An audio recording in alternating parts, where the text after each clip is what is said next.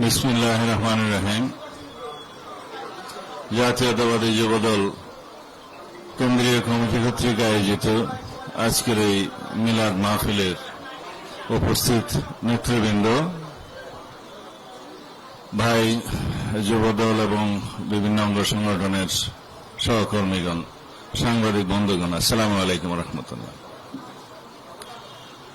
যে দেশে একজন দেশনেত্রী বেগম খালেদা জিয়া আছে, সেই দেশের মানুষ কখনো পথ হারাবে না। দেশনেত্রী বেগম খালেদা জিয়া একটি নাম, একটি ইতিহাস। বাংলাদেশের স্বাধীনতা লগ্নে, স্বাধীনতা যুদ্ধের সময় তিনি তার দুইজন শিশু সন্তানকে নিয়ে বন্দিত্ব বরণ করেছেন। শহীদ জিয়াউর রহমানের শাহাদাত বরণের পর কিছু সময় পরে স্বৈরাচারী সামরিক সরকারের সময়ে দীর্ঘ 9 বছরের আন্দোলনের নেতৃত্ব দিয়ে তিনি আপোষহীন দেশনেত্রী উপাধিতে ভূষিত হয়েছেন। স্বৈরাচারকে হটিয়েছেন, দেশে পুনর্বার গণতন্ত্র নির্মাণ করেছেন এবং সংসদীয় গণতন্ত্রের প্রবর্তন করেছেন। পরবর্তীতে 1996 সালে জনতার দাবির প্রেক্ষিতে নির্দলীয় তত্ত্বাবধায়ক সরকারের বিধান সংবিধানে প্রবর্তন করেছেন। এইভাবে তিনি জীবনের চড়াই উতরাই পেরিয়ে গণতন্ত্রের জন্য সংগ্রাম করতে করতে আজও আমাদের মাঝে বাংলাদেশের মানুষের জন্য আলোর দিশারি হয়ে তিনি বেঁচে আছেন। তার আজকে 81তম জন্ম দিবস। আমরা মহান রব্বুল আলামিনের কাছে প্রার্থনা করি, বাংলাদেশের মানুষের সামনে আলোর দিশারি হিসাবে, পথ প্রদর্শক হিসাবে, গণতন্ত্রের স্বাধীনতা সার্বভৌমত্ব রক্ষা কবচ হিসাবে আল্লাহ রাব্বুল আলামিন তাকে আরো দীর্ঘায়ু করুন, শতায়ু করুন, বাংলাদেশের মানুষের আকাঙ্ক্ষা পূরণ করুন, আমিন। আজকে বক্তব্য বিশেষ কিছু দেওয়ার নেই।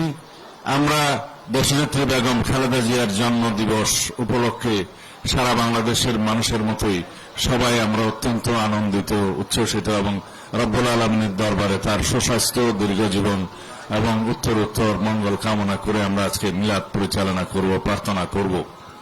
কিন্তু বাংলাদেশের সমসাময়িক রাজনীতির প্রেক্ষাপটে আমরা সমস্ত বিষয়ে দিক নির্দেশনা পাচ্ছি দেশনেত্রী বেগম খালেদা জিয়ার কাছ থেকে। তিনি নির্দেশনা দিয়েছিলেন আলাপ আলোচনার মধ্য দিয়ে গণতন্ত্রের উত্তরণকে,